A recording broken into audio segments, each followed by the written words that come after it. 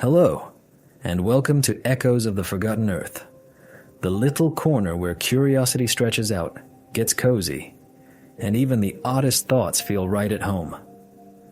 Tonight we're traveling to a time older than memory, older than myth, older than the moment when the word old meant anything at all.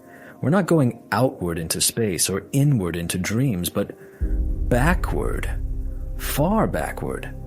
Not just before your grandparents or the pyramids or charcoal on cave walls. We're going back before people, before mammals, before dinosaurs, before almost anything that ever carried a backbone. We're going to wander through an Earth that existed long before we did and meet the lives that built it, ruled it, and then, as everything eventually does, slipped away. This is the kind of trip that calls for a soft blanket, a quiet brain, and perhaps the slow, familiar groan of time as it prepares to unspool in reverse. If you're listening right now, wherever you are on this swirling rock, take a second and look around. The floor under you, the window pane, your own hands, all of it is unbelievably new. The building you're in, the road outside, the species printed in your DNA. Every bit of it is recent, not just modern, but geologically newborn. You are a last instant arrival in a story that's been unfolding for billions of years. And the earlier cast members, they weren't human, not remotely. So tonight we're not hurrying. We'll move slowly. You don't have to memorize names or catalog every era. Just let the layers slide back, one after another. There's no need to rush. This is Earth. Time is the one thing it never ran out of. Imagine you could press rewind on the planet, not in years or centuries, but in deep time, with millions of years racing past every second. The surface would transform faster than your mind could track. Forests would flare into existence and then vanish. Seas would shrink to shallow puddles and swell back into inland oceans. Mountain chains would crumble backward into powder and then heave themselves upward again. Human cities, all of them, would blink out between heartbeats, replaced in a moment by ice, then tundra, then bare rock. Animals would wink away like passing thoughts. Even the continents would refuse to sit still. They would ooze and twist, sliding around each other like puzzle pieces dropped into warm syrup. And beneath that restless surface, under the noise and motion and rearranged crust, something else would be changing. The further back you rewind, the stranger life becomes. First it looks unfamiliar, then alien, and finally so subtle it's almost impossible to see. The kind of life we recognize took a very long time to arrive. It did not begin with us, not remotely. Our most distant ancestors weren't people or even animals. They were chemistry, molecules colliding in shallow pools, trying combinations. Some arrangements endured, most dissolved and were forgotten. The rare patterns that lingered learned, in a manner of speaking, to linger better. But before we get to the headline acts, the dinosaurs, the mammals, the curious little branch that would one day produce us, there's a simpler question we have to wrestle with. What actually qualifies as life? When you rewind this far, that question gets slippery. We're used to thinking of living things as creatures, things that move, breathe, eat, want. But life didn't open that way. It started smaller, much smaller, not just invisible to the eye, but nearly invisible even to the finest tools we can build. Early life didn't stalk or plan or imagine. It reacted, it copied. Sometimes it miscopied. Sometimes those mistakes turned into new ways of existing. And the planet that hosted all of this, it wasn't gentle. For a long time, Earth was openly hostile to the idea of anything fragile. The young world was loud, violent, and unstable. Volcanoes exhaled fire. Rain came down laced with acid. Asteroids dropped by so often you'd call it rude, arriving with far more force than grace. And still, somewhere in the dim shallows of a young sea, something began. It wasn't a fish. It wasn't even a cell. It was a pattern, an arrangement of atoms that had stumbled on a trick. it could make more of itself. The first self-copying molecules. They weren't alive in the way we use the word today, but they were the opening sentence. You can think of them as the earliest draft of a story told with no storyteller, a sequence that repeated simply because the physics allowed it. And that alone was enough. Over time, those repeating chemical patterns learned to do something new. They started building boundaries, thin skins, tiny bubbles that kept an inside separate from the outside. Those delicate shells, membranes, gave those patterns a place to protect their fragile order from the chaos around them. Those little bubbles became the first cells, and from there, everything changed. The earliest true residents of Earth weren't animals or trees or anything with a face. They were bacteria. More specifically, they were prokaryotes, single-celled beings with no nucleus. They drifted in water, soaked up the chemicals around them, and divided again and again. They didn't construct monuments, didn't stride or soar, but they spread. For more than 1 billion years, they were the only living things here. That's the part we tend to skip past. For most of the planet's story, nothing had a snout, or eyes, or even the glimmer of a thought. No teeth, no jaws, no expressions, just microorganisms. You could step in any direction across that ancient world for millions of years of time and never encounter anything larger than a speck of dust. But that doesn't mean it was dull. If anything, those ages were some of the most transformative in history. Those tiny first tenants were busy. Some discovered how to feed on light, not with eyes, but with chemistry. They evolved a process we now call photosynthesis, a way to turn sunlight into usable energy. It sounds harmless, almost peaceful. But in the process, they released something else. Oxygen. That changed everything. Oxygen is reactive, almost too eager to bond, too quick to tear apart delicate molecules. To the early life forms, oxygen was not nourishment. It was closer to poison. So when these little light harvesters started venting it into the seas and sky, they triggered one of the first great biological crises. We call it the Great Oxidation Event, and it nearly erased life from the planet. The world literally rusted. Oceans turned reddish as dissolved iron reacted with the rising oxygen and fell to the seafloor. Microbes that had never dealt with oxygen suddenly drowned in it, dying off in staggering numbers. And yet, beneath that catastrophe, something new began to stir. A few cells found ways not just to tolerate oxygen, but to harness it. Those were the ancestors of all complex life, us included. The step from simple cells to complex ones didn't play out overnight. It may have happened only once in the entire history of the planet. Somewhere around 2 billion years ago, one cell swallowed another. And something surprising happened. Instead of being digested, the swallowed cell stayed. They entered into a partnership. The engulfed partner became a mitochondrion, a tiny power station folded inside its host. It could generate energy with a speed and efficiency no earlier cell had managed. That strange act of internal cooperation marked the birth of eukaryotes, cells with inner compartments, with a nucleus, with the kind of machinery that would eventually give rise to every animal, plant, and fungus you've ever seen. One cell living inside another, working as one unit. Not conquest, not consumption. A kind of accidental alliance. Once that kind of complexity existed, the story picked up speed. Next came multicellular life, organisms made of many cells instead of just one. At first, it wasn't glamorous. It was more like clusters of similar cells stuck together, simple colonies drifting as one. No nervous systems, no real body shapes, just groups. But bit by bit, tasks got divided. Some cells specialized in movement, others focused on eating, others devoted themselves to reproduction. That division of labor eventually produced the first primitive animals, though not the animals we picture today. Those early creatures were soft, slow, and deeply strange.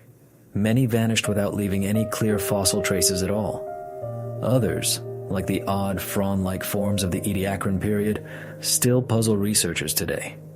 They fit awkwardly on the tree of life as we draw it. Some seem to have no mouth, no gut, no obvious symmetry. We're not entirely sure how they ate, how they lived, or why they disappeared. But whatever they were, they came first.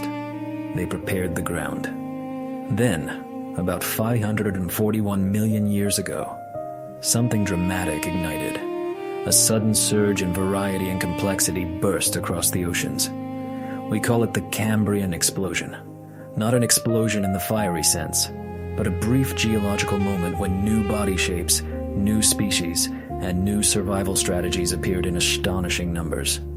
Many of the major animal groups recognizable today trace their roots back to this time. Arthropods, mollusks, bristled worms, spiky swimmers with no modern relatives, predators truly arrived. So did eyes.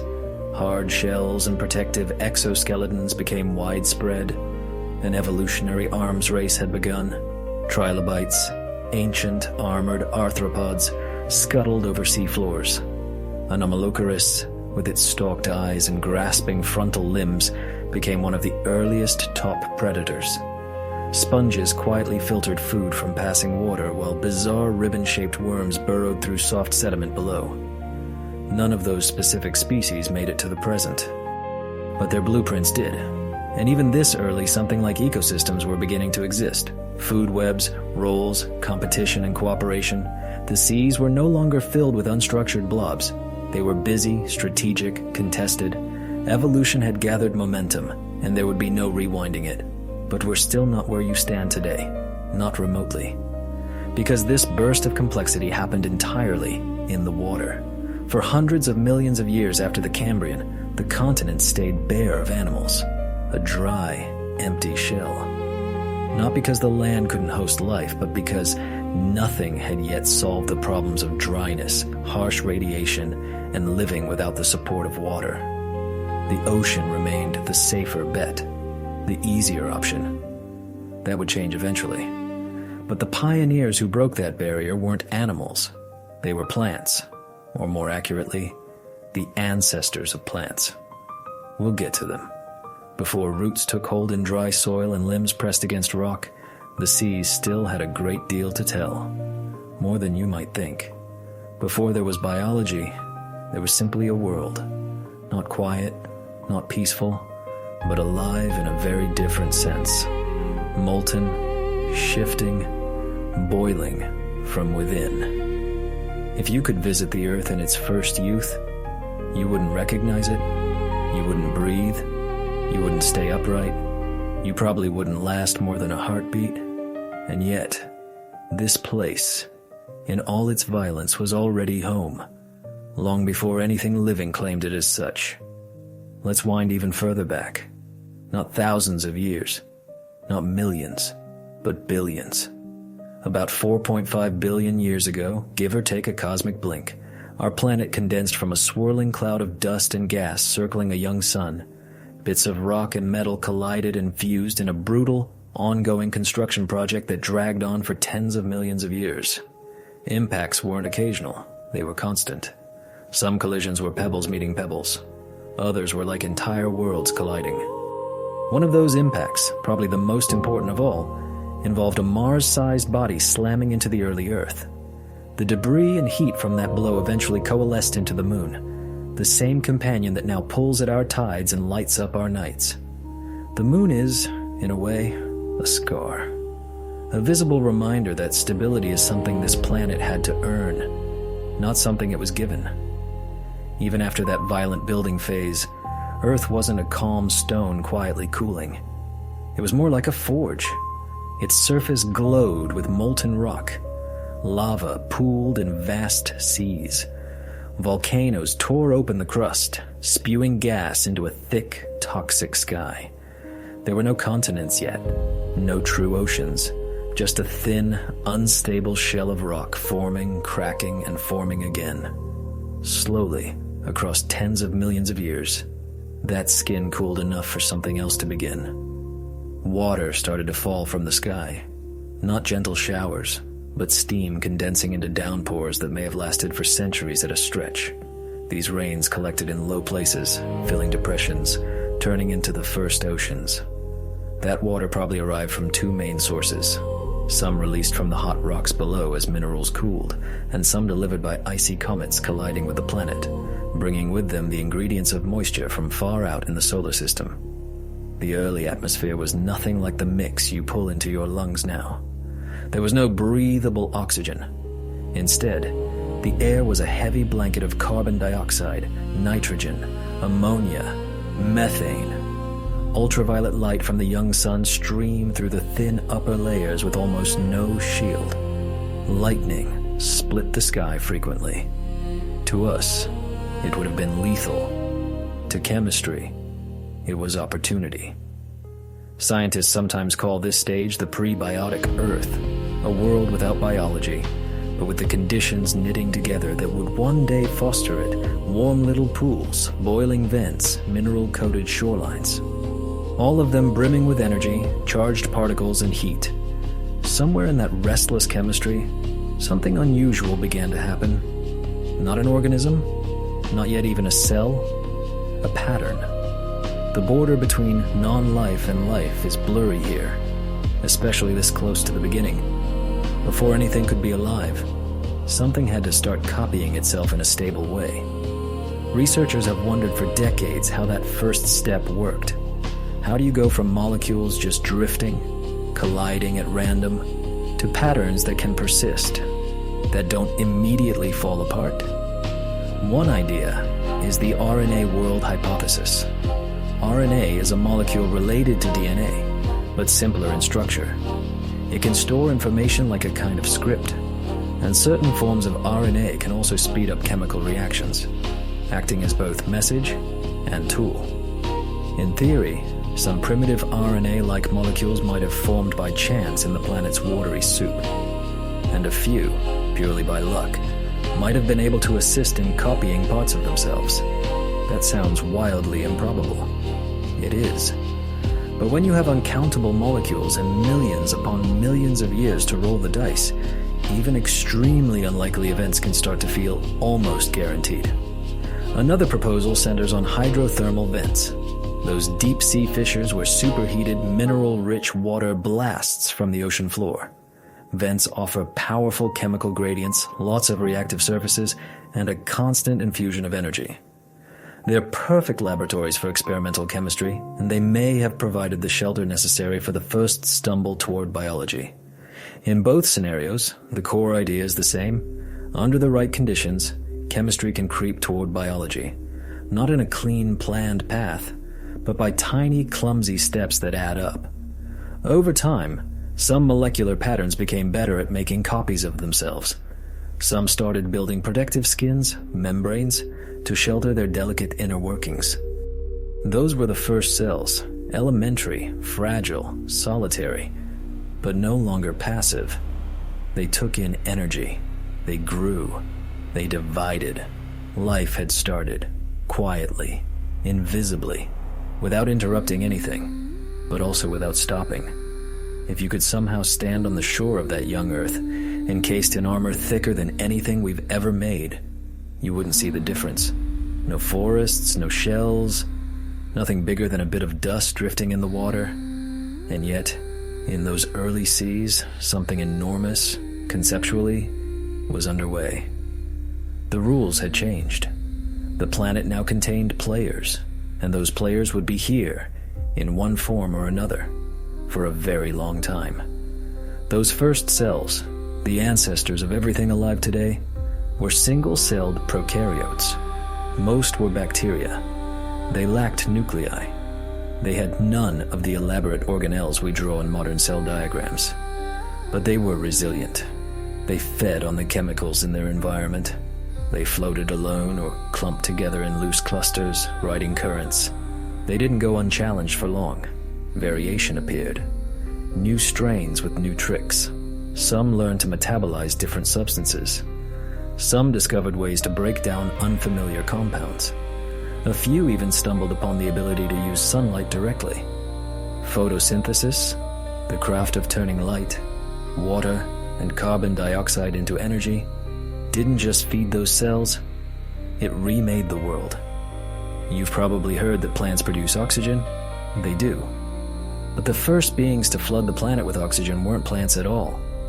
They were cyanobacteria, tiny blue-green microbes that mastered the art of using sunlight as fuel. In the process, they vented oxygen as waste. Initially, that oxygen latched onto dissolved iron in the oceans, oxidizing it and pulling it down to the seafloor as rust.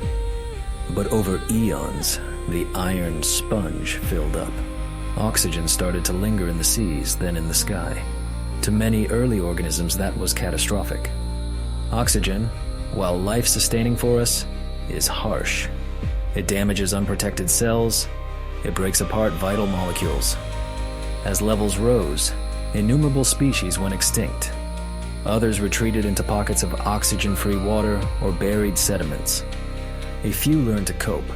Some did something even more radical. They learned to use oxygen itself in their metabolism. That prolonged, uneven oxygen surge, the Great Oxidation Event, stretched out over hundreds of millions of years. It wasn't a single dramatic day. It was a long, grinding transformation. The Earth was rewriting its atmosphere, and life had to adapt or vanish. New ecological spaces opened. The living world grew more intricate. During that time, the continents themselves began taking shape. Tectonic plates buckled and collided. Mountain ranges thrust upward and wore down again. Volcanoes erupted and reformed landscapes. The crust never stopped moving, and life, small though it was, tracked those changes. Fossils from this era are rare. Single-celled organisms don't leave bones behind. But some communities built things. Stromatolites, layered mounds created by microbial mats, stand as some of the oldest visible traces of life. You can still see living versions today in places like Shark Bay in Australia, slow-growing relics of a world 3 billion years gone. Those bumps and domes form as sheets of microbes catch sediment grain by grain, laying down thin layers over centuries. They don't look dramatic, but they are stubborn. In the ancient shallows, they may have edged whole shorelines. Quiet waters, broad tidal flats, no fish, no tracks. Just life. One microscopic layer at a time, remaking its world. Back then, Earth spun faster. A full day may have lasted only about 18 hours. The moon hung closer, tugging harder at the tides. Storms moved over a different mixture of gases. Yet through all that churn, life endured, spread, and waited. It's easy to call that stretch slow. Billions of years with no animals, no flowers, none of the drama we're used to. But that slowness was foundation. During those ages, biology built its tools, energy pathways, genetic codes, cellular machinery. Everything needed to assemble something larger, stranger, and more mobile later. All of that still lay in the future. For now, the world was microbial, and microbes were thriving. They didn't need eyes or limbs or nervous systems. They had something better, unimaginable amounts of time. At some point, the next leap would arrive. Cells would grow more elaborate. Some would truly join forces. Multicellularity would appear. But that road wouldn't be straight. It never is.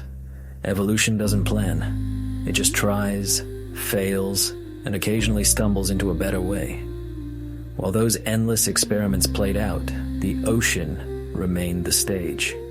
Deep, dark, full of possibilities, full of lives we'll never fully reconstruct. If you could drop into Earth 3.5 billion years ago, you wouldn't hear much of anything. No bird calls, no insect swarms, no wind crossing leaves. The silence wouldn't just be a lack of noise. It would be the absence of things that normally create it. No footsteps, no lungs drawing air, not even a soft rustle from branches, because there were no branches. What you'd find instead is a restless world with no observers. Heat shimmering above volcanic vents. Tides flinging water against barren rock. Occasional meteors tearing across the sky. No one saw it. No one named it. But along the edges of those first seas, in the thin line where water met naked stone, something different was already at work. At first glance, those shallows might look vacant, clear, or perhaps chalky with minerals. But beneath the surface, wedged between sand grains, clinging to rocks, hovering in fingers of sunlight, were the earliest true communities. Not animals, not plants, just cells. Microorganisms smaller than dust flecks, living without sound or sight or any hint of thought. But they were busy. These were the bacterial and archaeal pioneers, single-celled prokaryotes that laid the foundations for everything that followed. For a very long stretch of the planet's story, they were the only inhabitants. For more than 2 billion years, no other form of life existed. In that time, they didn't merely hang on, they transformed their entire planet. The earliest cells lived by tapping the energy around them. Some fed on hydrogen, some drew energy from sulfur compounds, iron, or methane.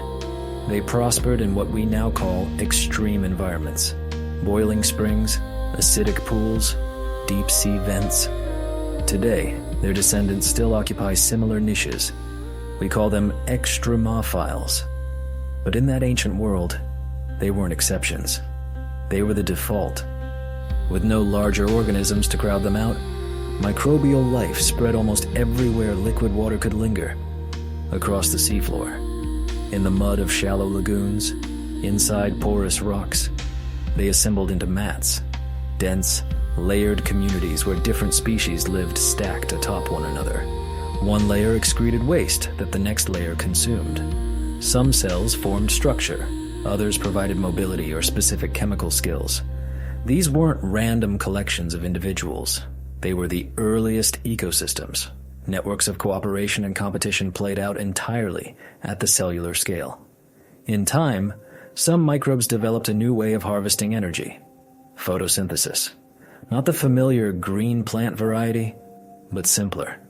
Instead of using water and releasing oxygen, these early photosynthesizers used other electron donors like hydrogen sulfide, capturing light in a more limited way. They still gained an edge in sunlit waters. They could grow faster, spread wider, and dominate certain habitats. Then, roughly 2.5 billion years ago, a different innovation appeared: oxygenic photosynthesis. This version used water as the electron source, and it vented oxygen as a byproduct. Cyanobacteria, often mistakenly called blue-green algae, though they're not algae, were the main actors in this shift. These tiny aquatic cells didn't look like much, but their effect was enormous. As cyanobacteria flourished, they started releasing oxygen into the oceans, and eventually the air. At first, that oxygen instantly reacted with dissolved iron, forming iron oxides that sank to the bottom. The result was layered deposits known as banded iron formations, still visible in some of the oldest rocks on Earth, red and gray stripes laid down by microbial metabolism. Once the iron sponge in the water was saturated, oxygen began to accumulate in the atmosphere. That was when trouble really started. To most existing life, oxygen was toxic. It damaged proteins, ripped into cell membranes, and triggered a cascade of harmful reactions we now call oxidative stress. As oxygen levels crept upward, many species died or fled to oxygen-poor niches: deep sediments, anoxic basins, hidden crevices. Others adapted, evolving defenses, enzymes that detoxified reactive oxygen molecules, changes in membranes, new genetic repair tools. A subset of these went further still. They learned to use oxygen as part of their energy process. That shift from anaerobic, non-oxygen metabolism to aerobic, oxygen-using respiration, was a turning point. Burning fuel with oxygen releases vastly more energy per unit. Cells that mastered it suddenly had surplus power. They could grow more quickly, repair more damage, and sustain more complex internal machinery.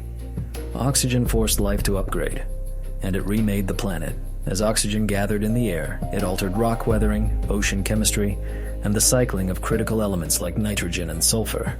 New minerals crystallized that simply could not have existed in an anoxic world. In the upper atmosphere, oxygen molecules were reshaped by sunlight into ozone, a 3-atom form that stitched itself into a thin shield. That ozone layer blocked much of the sun's harsh ultraviolet radiation.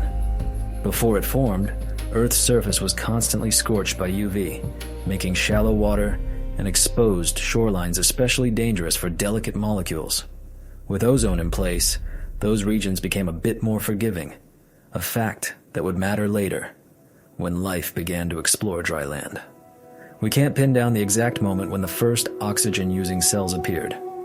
It probably wasn't a single leap, but a series of small adjustments across different lineages. Some cells developed internal compartments that could safely handle the reactive chemistry of oxygen. Some entered symbiotic relationships. One of those relationships, a larger cell engulfing a smaller one that became a mitochondrion, would open the door to eukaryotic life. Oxygen didn't just make complexity possible, it made it workable. Still, the path from a microbial Earth to one with complex organisms wasn't smooth. For long stretches, oxygen levels hovered at low but persistent levels, enough to keep shaping metabolism, not enough to support large, active animals. Some researchers call part of this interval the boring billion, a billion-year span where evolutionary change seems, from our perspective, to have slowed. But boring is a misread. During that supposed lull, cells were refining their internal workings. They were experimenting with new shapes, new chemical pathways, and new symbiotic partnerships. The groundwork for multicellular life was being laid in microscopic detail, with oxygen both driving and limiting what was possible. Eventually, the balance would tip again. Oxygen levels would climb. Ice ages would sweep the globe. Life would respond with new forms, shells, limbs, eyes, muscles. But first, cells had to learn how to cooperate not only within the same species, but across different ones, and eventually within shared bodies. Before animals could swim or crawl or walk, Earth's smallest inhabitants had more building to do. Once oxygen found its place in the atmosphere, the oceans didn't return to any kind of static calm. Life adapted. Slowly but thoroughly, microbes invented new ways of using energy, of tolerating oxidizing conditions, and of building more durable communities. Long before the first nervous system fired or a muscle ever flexed, the planet had already seen construction projects. Not buildings or roads, but something more fundamental. Biological architecture raised by microorganisms and etched into stone. These structures were not cities in any sense we usually mean. They had no blueprints, no deliberate design, no transported materials. And yet, they had form, layers, shapes that endured beyond the lifespans of individual cells. They were microbial mats, sprawling paper-thin sheets of life layered like a pastry. Each band, only millimeters thick, was made up of different microbial species performing different tasks. Some captured carbon, others fixed nitrogen, some specialized in breaking down waste. Stacked vertically, these layers turned chemistry into structure. Over time, sediment began to interact with them. Fine particles settled on the mat grew through it, reaching light again. More sediment fell, more mat layers climbed over it. On and on, layer after layer, over years and then centuries. Given enough time, this simple alternation of life and dust built itself into domes and pillars. When those became mineralized and fossilized, we came to know them as stromatolites.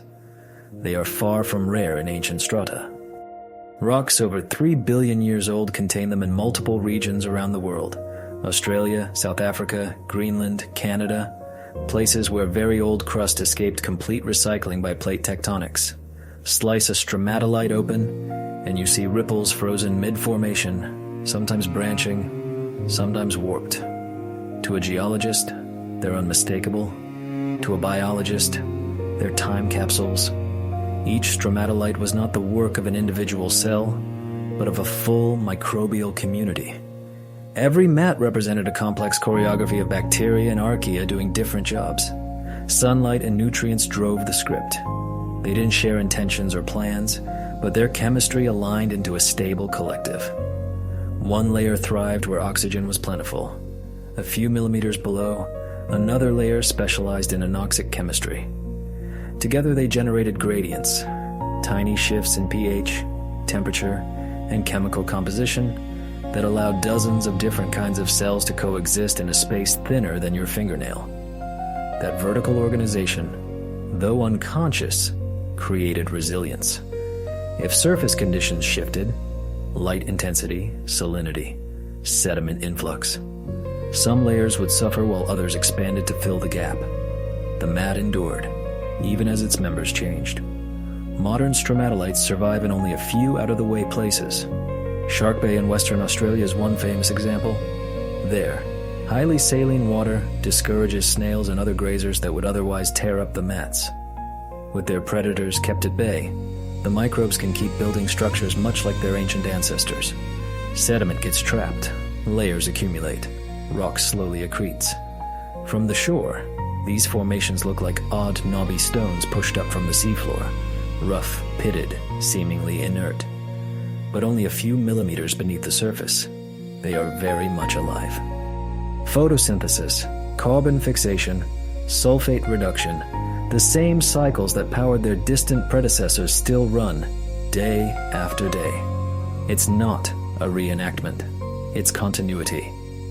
During the Archean and Proterozoic eons, microbial cities like these were probably widespread. Many shallow coastlines and basins may have been quilted with mats and columns. With no worms to churn them, no fish to tear at them, no grazing snails or urchins, they had free rein. They shaped the seafloor, redirected sediment, trapped nutrients, and created stable platforms in a world that otherwise changed constantly. They also kept releasing oxygen. Cyanobacteria in the sunlit upper layers of these mats contributed steadily to the atmospheric transformation.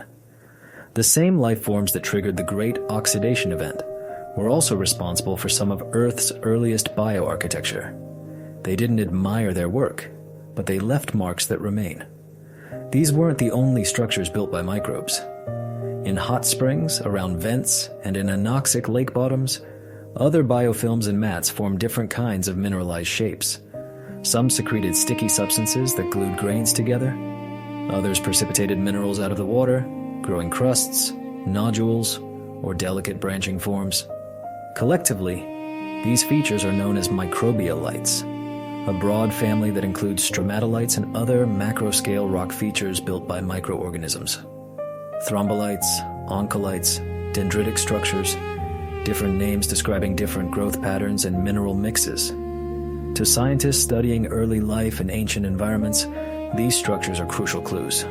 They record where life was altering its surroundings even when individual cells left few or no direct fossils. More importantly, they demonstrate a core principle. Life doesn't just adjust to its environment, it modifies it, sometimes gently, sometimes profoundly. The first architects on Earth didn't stack bricks. They secreted films, trapped sediments, and used metabolism itself as a building tool. As microbial construction spread, they began changing the chemistry of shallow oceans. They altered pH. They tweaked redox conditions, how easily electrons move through the water, influencing nutrient cycles and mineral solubility. In places, they created microhabitats with dramatically different conditions just millimeters apart. These weren't random side effects. They were feedback loops.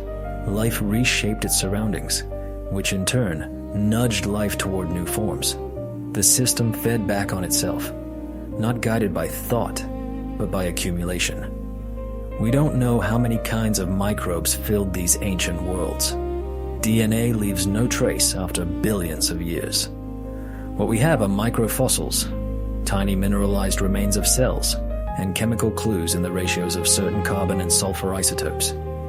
They hint at metabolism, at diversity, but not at the full cast. To fill the gaps, we look at modern analogs, mats in hot springs, salt flats, and deep sea vents, and extrapolate. Those communities often contain dozens or hundreds of interacting species, some cooperating, some competing, all shaped by gradients of light, temperature, and nutrients. Early mats were probably just as complex. They weren't fixed in place for eternity. Mats shifted, broke apart, drifted, and reattached. They rose and fell with sediment loads.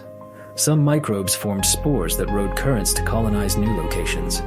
Others floated free as plankton, forming blooms that dyed stretches of ocean surface. Even now, microbial life dominates Earth by almost any measure: numbers, total mass, genetic diversity. We tend to notice microbes only when they disrupt our lives, when they cause disease, foul water, rot food. But as builders and recyclers, they have never stopped working. Soil formation, cave minerals, coral skeletons, even the films that slowly eat away at stone monuments, all bear their signature. Back when they were the only form of life, these activities were not background details. They were the main plot. It's easy to underestimate what can arise without intention. Microbial structures weren't imagined in advance. They emerged from simple rules repeated over absurd amounts of time. Yet their legacy was immense. They laid down thick carbonate platforms that would later be uplifted into limestone cliffs and mountains. They created steady habitats for future organisms to colonize. They helped adjust atmospheric chemistry to something more stable and eventually more welcoming to complexity. They built a foundation in the literal and figurative sense, a base that everything afterward would stand on. Later, when the oceans began to fill with larger creatures, those newcomers didn't erase the microbial world. They grew out of it. Early eukaryotes evolved in environments shaped by mats and stromatolites. Somewhere in those waters, cells began sticking together, not just as passing clumps but as coordinated units. From that quiet innovation, living as one body instead of many, all multicellular life would follow. But the original builders never left. Their work is still there, in the rocks beneath your feet and in the unseen films on almost every surface. Not bad for a bit of slime. For billions of years, the script of life stayed narrow. Single cells ruled the seas. Some floated freely. Some formed mats or built mineral structures. All of them lived small. Internal complexity increased, new enzymes evolved. Bits of DNA moved between lineages, but most organisms lived and died as solitary cells. Then, very gradually, that began to change. It didn't happen in a single generation or even over a single million-year slice. But compared with the long quiet before, the tempo of change picked up. Evolution found new tools. Life began trying new kinds of construction. Structures got more elaborate. Cells started working together not as temporary neighbors, but as parts of a single whole. Over time, bodies emerged. Not just bigger blobs, but entities with true organization. A front and a back, a top and bottom, a mouth and an exit, sometimes limbs, sometimes armor. A few 100 million years earlier, none of these things existed. Then, in a relatively brief window of geological time, the oceans were crowded with creatures that had never been seen before, and many that would never appear again. We call that burst the Cambrian explosion. The word explosion is misleading. Nothing literally detonated. The explosion refers to the sudden richness of fossils in rocks from that period, starting around 541 million years ago. In those layers, we see animals with hard parts, coordinated movement, and for the first time, serious predators and prey. Before this era, most life forms were soft-bodied, slow, and focused on sifting nutrients or absorbing light. Very few organisms actively hunted others. There was little reason to be fast, little reason to hide. Defense wasn't a major concern because attack wasn't either. Once some organisms evolved the ability to move with purpose, to detect others from afar, and to eat them, the entire balance changed. Prey animals began developing defenses, shells, spines, burrowing behaviors, camouflage. Predators evolved sharper senses and better weapons. An arms race took hold in miniature, shaping anatomy on both sides. Trilobites are among the best-known residents of this time. Arthropods with jointed legs and tough exoskeletons, they crawled across seafloors in huge variety. Some had sophisticated compound eyes. Some carried elaborate spines across their backs. They ranged from tiny forms only a few centimeters long to larger ones approaching a foot. They didn't dominate every ecosystem, but their fossil record is extensive. Hundreds of species, countless shapes. Other Cambrian creatures seem even more exotic. Anomalocaris, for example, looked like something that swam in from a different imagination. With a flexible, undulating body, large compound eyes perched on stalks, and two spiny, grasping appendages in front of its circular, plate-ringed mouth, It likely ranked among the first large apex predators. Hallucigenia lived up to its name. It resembled a slender tube bristling with spines on one side and fringed with soft, tentacle-like legs on the other. For years, scientists weren't even sure which side was the top and which was the bottom. Early reconstructions literally flipped it upside down. Its fossil prompted double takes and revisions, hence the name. A hallucination turned to stone. Opabinia carried 5 eyes, each on its own little stalk, spaced across its head. From its face extended a long, flexible proboscis, ending in a pincer-like claw it likely used to grab small prey and move them toward its mouth. Its body was segmented and paddle-shaped, ideal for gliding just above the seafloor. Nothing today looks quite like it. Wiwaxia, another oddity, dragged itself along with a low, slug-like body, covered in overlapping scales and topped with an array of long spines. It probably grazed on microbial films, scraping them with a radula, a ribbon of tiny teeth similar to those seen in modern snails. What united these forms wasn't just their oddness, but their novelty. They were evolutionary experiments in how to build a body. Some of those experiments succeeded, their blueprints carried on into later groups. Others left no descendants, evolutionary dead ends that nonetheless changed their world while they existed. Why this surge of complexity happened when it did is still under discussion. Rising oxygen levels are one likely contributor. More oxygen allows for higher metabolisms and bigger, more active bodies. Another factor is ecological. Once some organisms began preying on others, selective pressures intensified. New niches opened, competition sharpened. Genetic innovations, such as more versatile regulatory genes that control body patterning, may also have allowed organisms to explore more elaborate forms. Whatever the exact drivers, the outcome is visible in stone.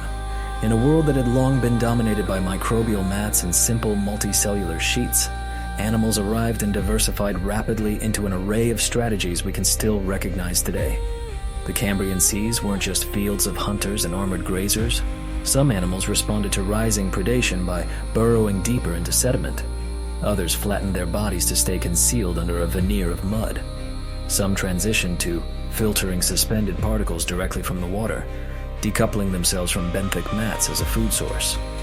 Life branched in every direction it could reach.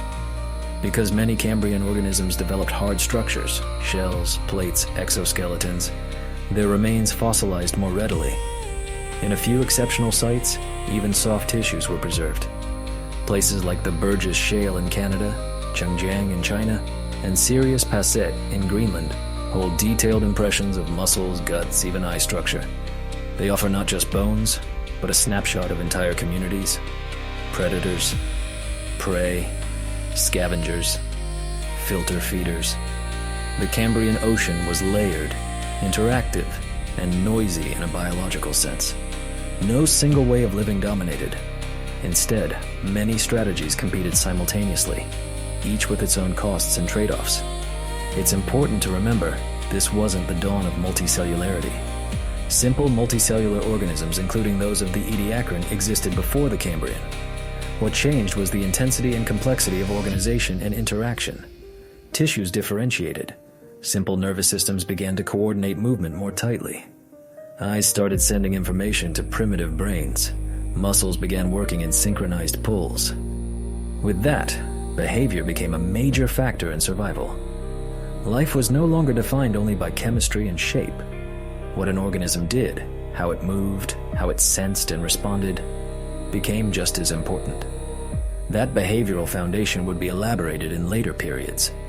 But for the first time, the ocean was not simply inhabited.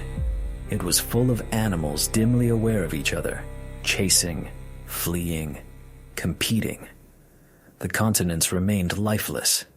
No trees drew silhouettes against the sky. No insects skimmed over streams. The drama was wholly submerged. The seafloor that had once been a mostly quiet carpet of bacteria and sediment had turned into something else. A battleground, a garden, a crowded marketplace. A place where space and resources were contested and evolution never rested. In that intensifying complexity, something else began to evolve. a feature that would tilt the balance in countless future battles: the ability to see. By the time the ocean swarmed with crawling, swimming, and burrowing forms, a quiet revolution was already underway. Among all the new body parts assembled during the Cambrian, one kept evolving in slightly more refined versions: the capacity to sense light.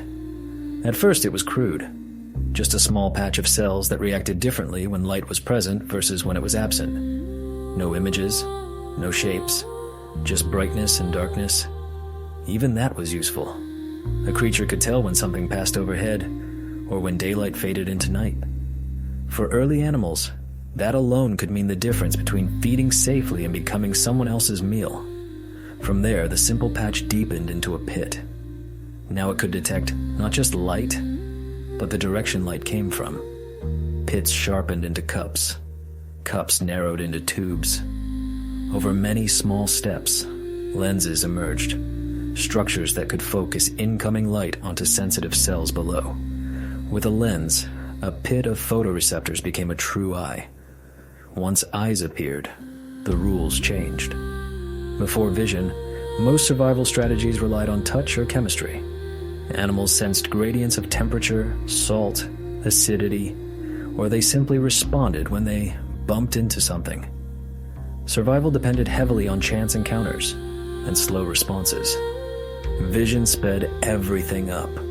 It let animals detect threats or opportunities at a distance. Prey didn't have to blunder into a predator's mouth before reacting. Predators didn't have to search blindly for food. Movement through the world became guided instead of random. Arthropods, especially trilobites, were among the first to develop complex eyes. Many had compound eyes composed of dozens or hundreds of tiny lenses arrayed over a curved surface. Each lens captured a fragment of the scene, building a mosaic-like image. It wasn't sharp in the way a camera or a human eye is sharp, but it excelled at sensing motion across a wide field, ideal for a murky ocean full of drifting particles and flickering light. With compound eyes, a trilobite could detect sudden shadows and scurry into sediment, or track small moving shapes against the background. It didn't need perfection. It just needed better awareness than its rivals or its pursuers. Elsewhere, worms evolved simple eye spots, clusters of light-sensitive cells that helped them orient toward or away from light. Some lineages refined those spots with basic lenses, improving focus and depth perception enough to navigate or burrow more efficiently. Different groups tried different designs. Many arthropods stuck with compound eyes. Others, particularly ancestral vertebrates, moved toward camera-style eyes, a single lens projecting an image onto a curved surface of receptor cells, an arrangement later sharpened in animals like fish, reptiles, birds, and humans. Eyes didn't just change how animals met predators and prey, they changed how animals related to one another. Once vision existed, color and pattern had new meaning. Visual signals could be used for mating displays, warnings, or individual recognition. Bright stripes could announce toxicity. Elaborate ornamentation could help secure a partner. Subtle markings could distinguish member from outsider. None of that was possible before there were eyes to see it. In some groups, vision became the primary sense, guiding movements, hunting, mating, and escape. In others, it remained secondary to chemical or tactile senses. But even where it wasn't central, the presence of sighted creatures reshaped the environment. Imagine life before eyes. Many animals fed quietly on microbial mats along the seafloor. Energy flowed slowly from sediment to bacteria to grazers to simple filter feeders. Encounters were mostly close range and accidental. Then sight emerged. Animals could now scan their surroundings. They could pick targets, avoid open ground, watch for ambush. Predator-prey encounters became deliberate instead of random. As a result, natural selection began to favor traits like speed, agility, concealment, and armor in a more intense way. Fossils from Cambrian and later deposits record this pressure.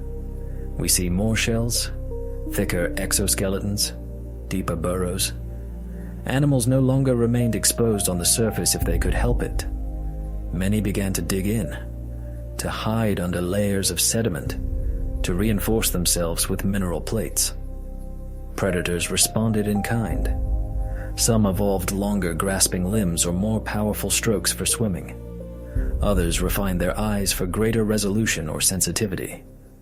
Anomalocaris, for example, had large stalked compound eyes with thousands of individual lenses. Its vision may have been remarkable for its time, helping it track prey through three-dimensional water, sensing movements subtle enough to escape others. Even filter feeders adjusted their behavior. Many became more responsive to changes in water movement or light. A sudden shadow overhead could send them recoiling into shells or tubes. The appearance of eyes also demanded better coordination inside animals. It wasn't enough to detect light. The information had to be processed and acted upon. That meant closer integration between sensory cells, nerve cords, and muscles. Crude central nervous systems emerged. Not yet brains as we know them, but clusters of neurons capable of processing signals and guiding decisions. Those decisions were simple: turn, stop, swim, burrow, but they represented something new: internal processing of external information. Over time, as visual systems improved, the pressure mounted for animals to move more precisely and predictively. Faster motion benefited from better control. Better control benefited from more neural processing. The environment didn't create complexity, it rewarded it. Each small advance in vision or movement encouraged another. Some animals became ambush hunters, using stillness and camouflage until just the right moment. Others roamed widely as grazers, using sight to track food and avoid danger over larger areas. Some timed their behavior to daily light cycles or even lunar rhythms. In the light-swept upper ocean, the photic zone, eyes took over. Deeper down, beyond the reach of sunlight, they mattered less. In those depths, other senses still ruled. But near the surface, seeing became one of evolution's best ideas, and it emerged multiple times in slightly different ways. Arthropods, mollusks, vertebrates, and others each built their version of an eye. Different designs, same purpose: to turn light into information, to make distance and direction matter. With sight came a primitive kind of spatial awareness. Not thought in any human sense, not self-reflection, but the ability to navigate intentionally, to anticipate the movement of other bodies, to react before contact. These were not philosophies, they were survival tools. Once life had tools like that, changes came faster. Long before forests caught sunlight with leaves or animals left prints in mud, the ocean remained life's only home. It was not a single uniform realm, but a layered set of environments shaped by depth, temperature, salt content, currents, and bottom topography. From warm, shallow lagoons to sunless trenches, each zone posed different challenges and offered different opportunities. Life responded with a matching range of solutions. The Cambrian explosion had revealed what was possible once bodies could be built. But those bodies never existed in isolation. They occupied niches. They connected into food webs. They formed the earliest complex ecosystems. Systems in which one organism's way of living mattered to many others. Near the surface, where sunlight penetrated, lay the photic zone, the engine room for most of the planet's primary production. Here, microbes still dominated by sheer numbers, especially cyanobacteria. But eukaryotic algae had joined them, floating as plankton. These single-celled, plant-like drifters formed dense blooms, turning sunlight, carbon dioxide, and nutrients into organic matter and oxygen. They were the base of the open water food chain. Tiny filter-feeding animals strained plankton from the water. Larger animals ate those filter feeders. Carnivores fed on them in turn. With each step up the chain, energy passed from one life form to another. Meanwhile, on the seafloor, something else was changing. Microbial mats still covered many areas, but new builders had arrived, early reef-forming organisms. These weren't the coral reefs we know today, but simpler structures. Some were built by sponge-like animals that secreted calcium carbonate, others by different calcifying creatures. Even these modest frameworks made a difference. They gave other organisms places to attach, hide, or raise their young. They created nooks, ledges, and overhangs, little zones where conditions could differ slightly from the open water just beyond. Complexity in physical structure invited complexity in living communities. On soft sediments, trilobites wandered and fed. Soft-bodied worms churned through mud, leaving trails and tunnels. That mixing, bioturbation, broke up once continuous microbial mats and blended organic material into deeper layers. It changed the oxygen and nutrient profiles in the sediment. That, in turn, changed where and how other organisms could live. A burrowing worm wasn't just seeking food. It was inadvertently reshaping the chemistry of the seafloor. These animals weren't collaborating in any conscious way, but their individual actions overlapped into large-scale effects. One creature's burrow became another's hiding place. A sponge's skeleton created a surface for algae or worms. Predators forced prey to move, hide, or armor up, influencing which species thrived where. Above, in open water away from the sea bottom, animals learned to truly swim, not merely drift. Some developed rhythmic body undulations and fin strokes that let them hold position or travel against currents. That opened new options: vertical migrations to follow plankton, lateral migrations to track seasons, swift escapes from ambushes. Swimming demanded coordination. Muscles and nervous systems evolved to support more precise, repeated actions. Body shapes became streamlined for reduced drag. Some swimmers developed protective armor. Others stayed light and nimble. Many planktonic animals hovered between surface and deep, linking surface production to deeper waters by their feeding and waste. Deeper still, beyond sunlight's reach, life had to rely on other energy sources. At hydrothermal vents, hot, mineral-heavy water surged out of cracks in the crust.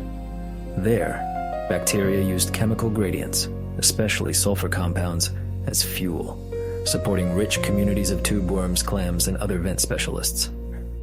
These ecosystems lived entirely in darkness, powered not by starlight, but by the interior heat and chemistry of the planet. Reproductive strategies were diverging throughout these systems. Some animals released vast numbers of eggs and sperm into the water, relying on luck and numbers for success. Others began experimenting with more controlled methods, brooding eggs in body cavities, protecting them in nests, or using internal fertilization to increase the odds. Each strategy had different implications for survival, energy investment, and how quickly populations could rebound from losses. Predation remained a central force. Eyes improved. Some animals evolved jaws that could grasp, tear, or crush. Limbs adapted into tools for grabbing or digging. Prey species responded with thicker shells, toxic chemicals, faster escapes, or deeper hiding behaviors. Food chains lengthened. Energy cycled through the system more rapidly as animals consumed other animals rather than relying solely on passive flows from microbes. Yet not everything was fast-paced. Many organisms remained rooted or nearly so. Filter-feeding animals anchored themselves to hard surfaces and sifted food from passing currents. Some burrowers stayed deep, rarely venturing to exposed surfaces. Others shrank to miniature sizes, exploiting tiny cracks and living short, prolific lives. Patterns of convergence began to appear. Unrelated animals evolving similar solutions to similar problems. Streamlined torpedo-like shapes in distant lineages for fast swimming.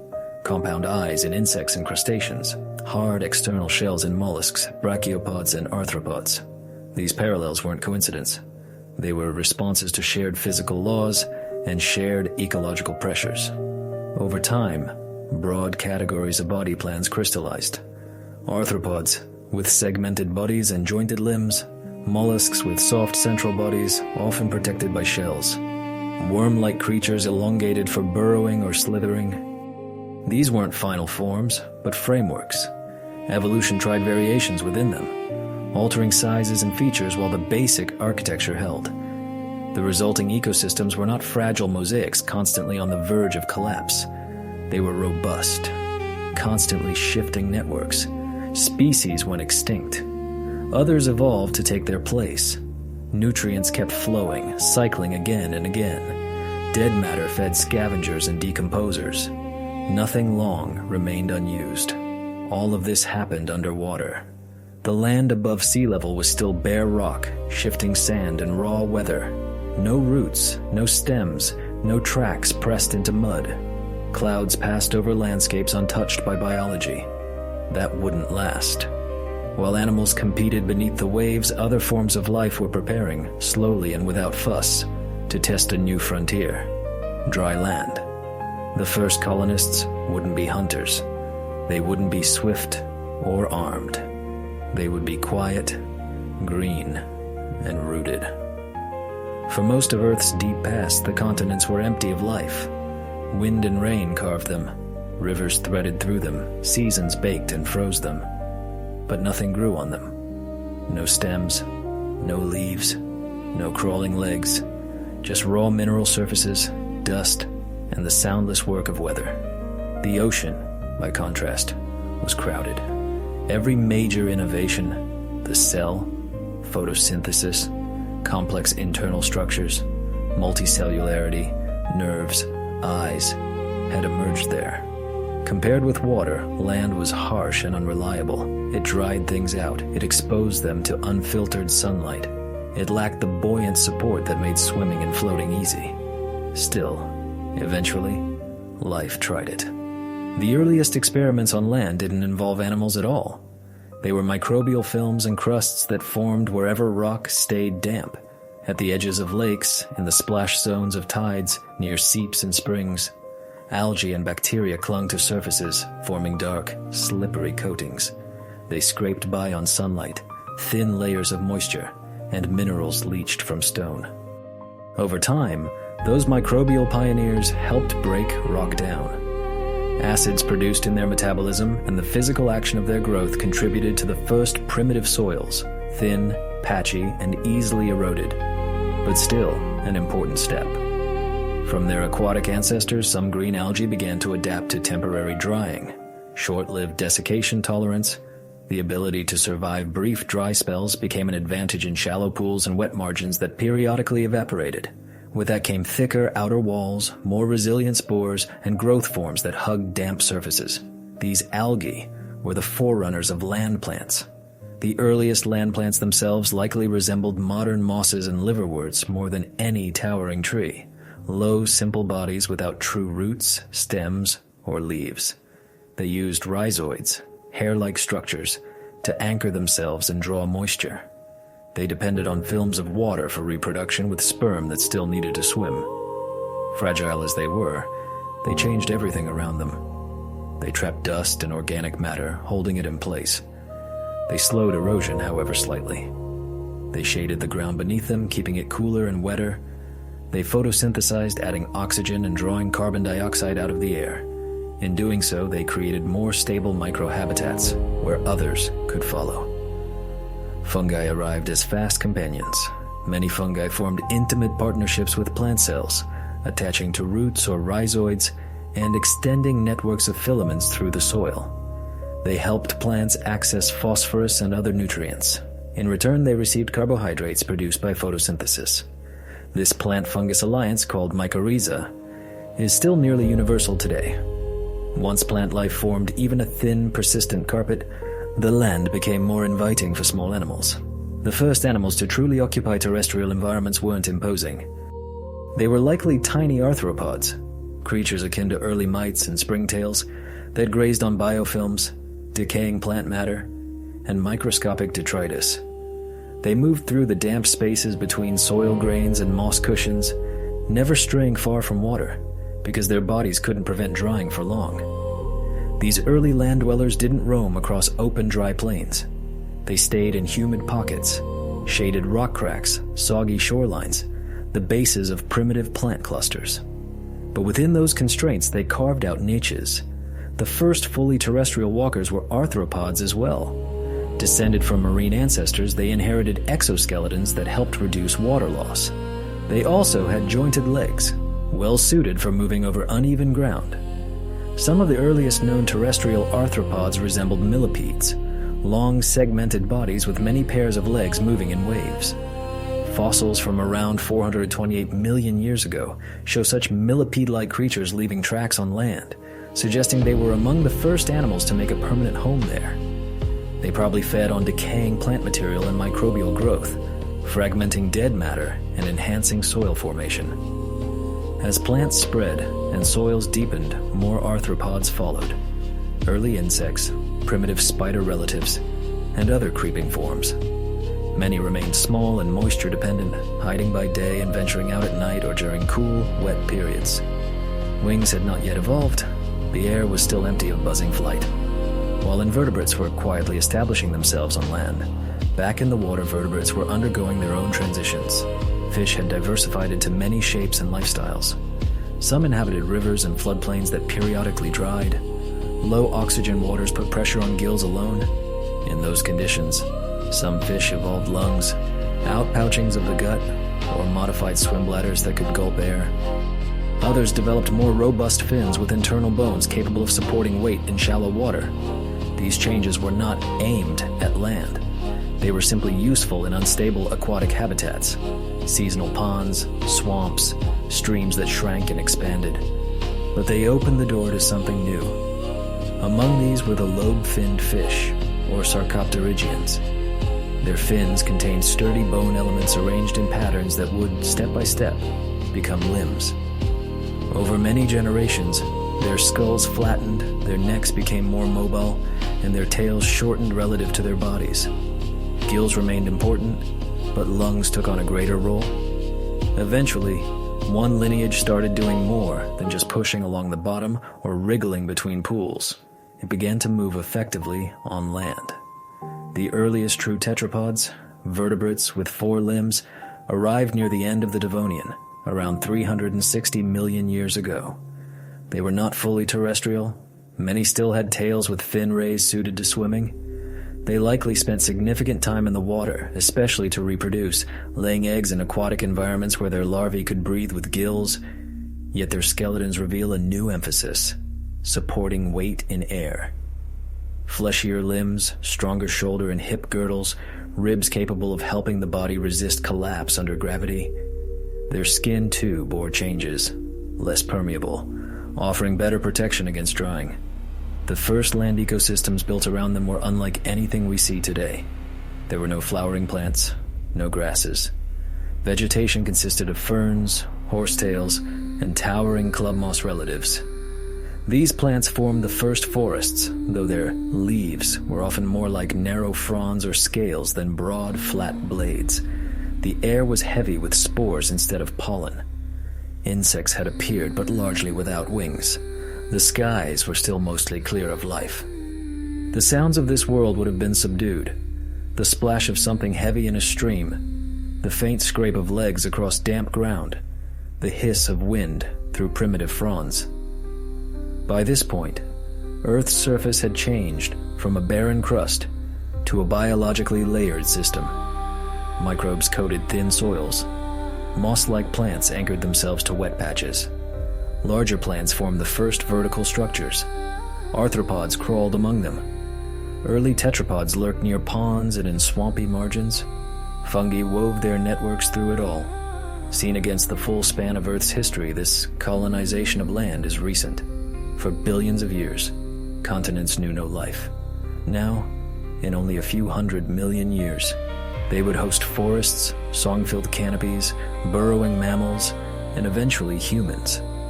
But for now, the land was still quiet, its few sounds low and close to the ground.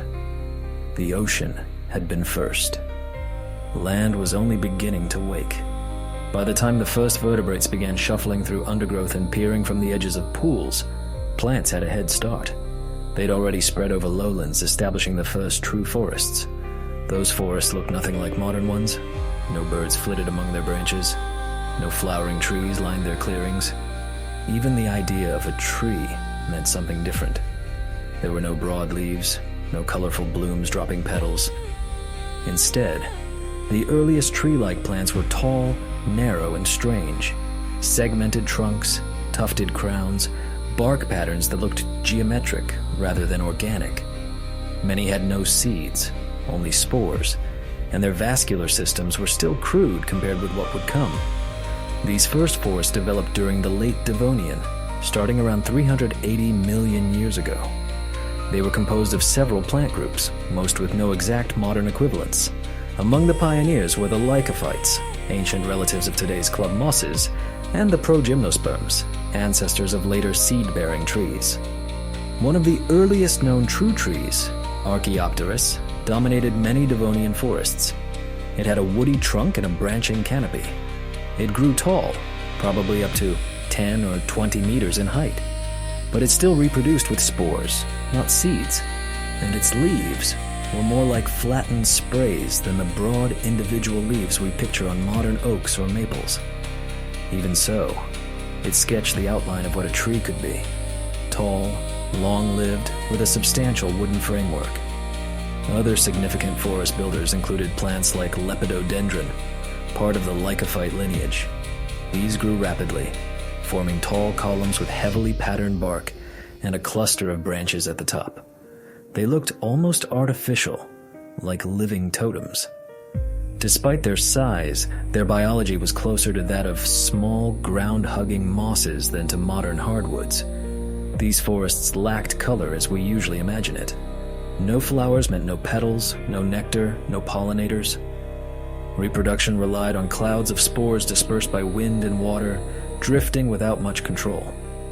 The forest air would have carried a constant haze of microscopic reproductive particles, invisible but thick. Underfoot, there was no grass. Grasses wouldn't evolve until much later. The forest floor was a mix of low plants, decaying matter, and fungi. Soils were still relatively young, thin, patchy, and easily washed away. Exposed rock often broke through. Roots were only beginning to knit landscapes together. Yet even in their oddness, these forests changed the planet dramatically. Through photosynthesis, they pulled large amounts of carbon dioxide out of the air and released oxygen. Over millions of years, this process helped drive atmospheric CO2 levels downward. With less greenhouse gas trapping heat, global temperatures likely cooled.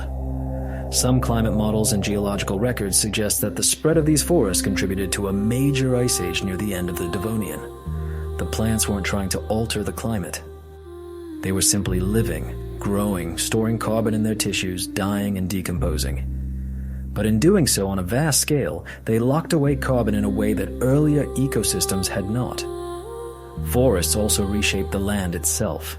Roots stabilized slopes, slowing erosion and anchoring sediment.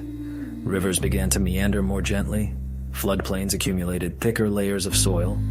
When trees toppled, their trunks sometimes fell into waterlogged areas where low oxygen levels slowed decomposition. In such boggy, stagnant conditions, plant material piled up. Over millions of years, buried under additional sediment and subjected to heat and pressure, those layers turned into coal. Much of the coal we dig and burn today traces back to ancient forests and swamps. The energy in it is sunlight captured hundreds of millions of years ago, preserved in deep time. These early forests also created new dimensionality. For the first time, land-based ecosystems weren't just flat carpets. They had height, branches above, trunks in the middle, soil and roots below. That vertical structure provided new niches. Animals could climb, hide, or live partway up rather than only at ground level. Insects began to specialize around plants, feeding on them, living within their tissues, or using them as shelter. Mouthparts adapted to pierce stems, chew fronds, or drink sap. Some small arthropods eventually took to the air, gliding at first and much later developing true powered flight, adding another layer to forest ecosystems. The shade cast by canopies altered the microclimate below. Less light reached the ground, temperatures were moderated, moisture lingered longer. New plant species evolved to thrive in low light. Fungi expanded into dead wood and litter, breaking down tough plant polymers and recycling nutrients.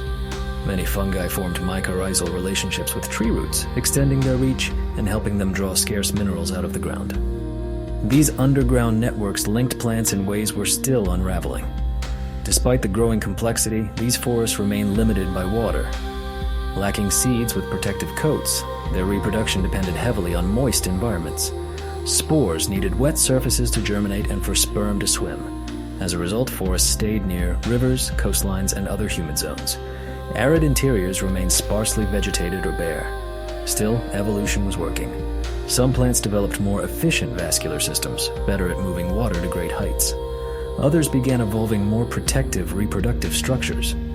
Early seeds, enclosed embryos with stored food and durable coverings, started to appear, offering a way to bridge dry spells and spread into drier regions. Those innovations would come into their own later. For now, Earth wore forests that were oddly leafless, treed but flowerless. These ancient woods were filled not with the sounds of birds or buzzing insects, but with quiet, steady growth and decay. Each trunk was an experiment in how to reach light and withstand gravity. Each root was a wedge pushing into rock, creating openings for life yet to come. By the close of the Devonian, vast regions that had once been bare rock had been softened by plant life. River systems felt the influence of roots. The atmosphere's composition had shifted. The groundwork was laid for even larger animals to venture inland. Those animals would not stand upright on two legs. Not yet. The next major land rulers would lie low to the ground, breathing through skin and simple lungs, creeping through the shadow of these early trees. And some of them would grow enormous. Once lowlands filled with dense, marshy vegetation and forests stretched along floodplains, vertebrates followed deeper into the interior. The plants had created habitats. The animals were ready to test them. The Carboniferous period, beginning about 359 million years ago, brought together a unique mix of conditions: sprawling swamp forests, warm and humid climates, extensive wetlands, and an atmosphere unusually rich in oxygen. Together, these created a world where some animals could become truly gigantic, not in the oceans but in steamy forests and bogs. Oxygen levels in the Carboniferous atmosphere may have risen to around 30-35%, far above the 21% we have today. That extra oxygen didn't just influence fires and chemical reactions, it altered how animals breathed and how large some of them could get, especially those that relied on diffusion rather than lungs. Insects are a prime example. Instead of lungs, they have a network of tiny tubes called tracheae, which open to the outside through small holes called spiracles. Air diffuses through this system directly to tissues. Under modern oxygen levels, this diffusion limits how big an insect can grow. But in a world with much more oxygen available, those limits relaxed. That's how dragonflies with wingspans over 0.5 meter appeared. Meganeura, one of the largest known, glided over swamps like a small bird, hunting other insects. Its close relatives ruled the air above stagnant pools and dense vegetation, using abundant oxygen to power their muscles and lift their weight. On the ground, arthropods also grew beyond anything we see now. Arthropleura, a colossal millipede-like animal, may have reached lengths of 2.5 meters or more. It moved slowly over the forest floor, armored in segments, likely feeding on decaying plant matter and fungi. Modern millipedes, by comparison, are modest shadows of this ancient giant. Amphibians, too, took advantage of the lush, watery world. These early tetrapods didn't look like modern frogs or salamanders. Many resembled a blend of crocodile and newt, broad heads, sprawling limbs, long tails. They still depended on water for reproduction, and often had both gills, in their larval stages or as adults in some lineages, and lungs. Their moist, permeable skin allowed them to breathe through their bodies, as long as they stayed in damp environments. Some of these amphibians grew quite large, reaching lengths of 2 meters or more. They lurked in swamps and slow rivers, ambushing fish and invertebrates. Others prowled the forest floor, preying on insects, small tetrapods, or anything they could swallow. Yet despite their size, amphibians remained bound to wet habitats. Their eggs lacked shells and dried out easily. Their skin could not tolerate extended aridity.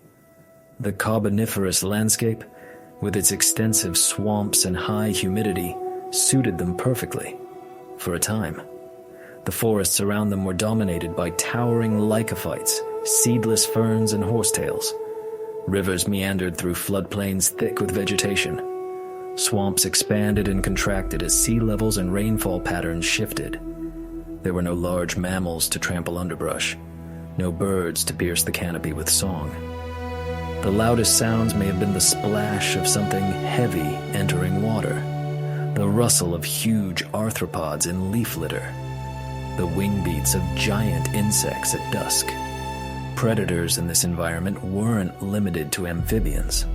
Among them were early tetrapods experimenting with new reproductive and physiological strategies.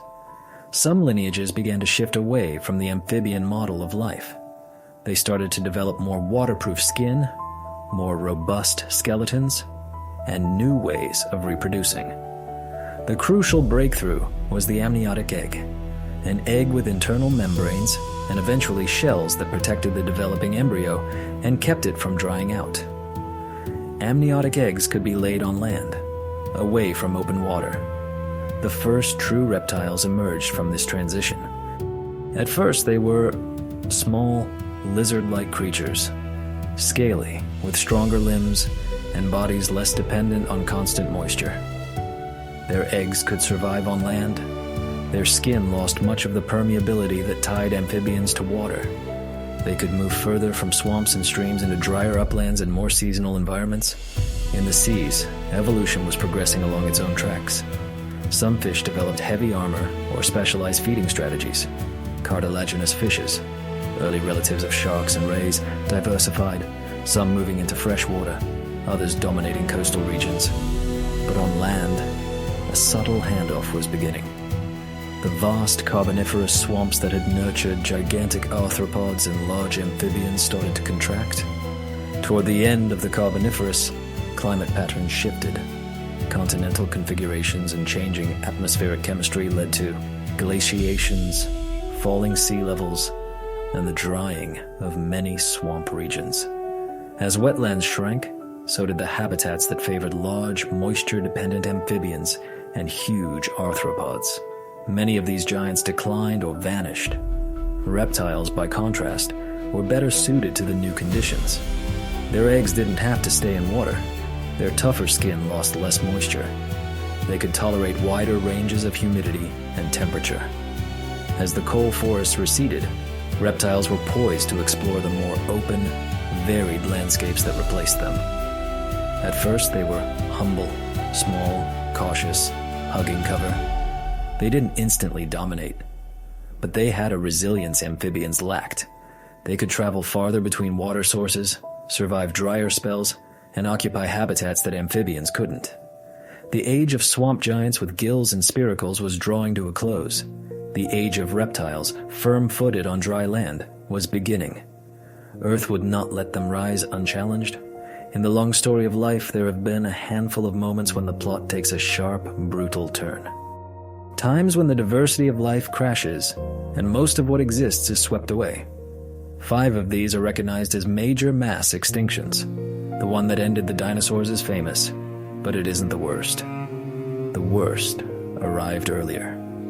Around 252 million years ago, near the end of the Permian period, Earth's continents had fused into a single enormous supercontinent, Pangaea.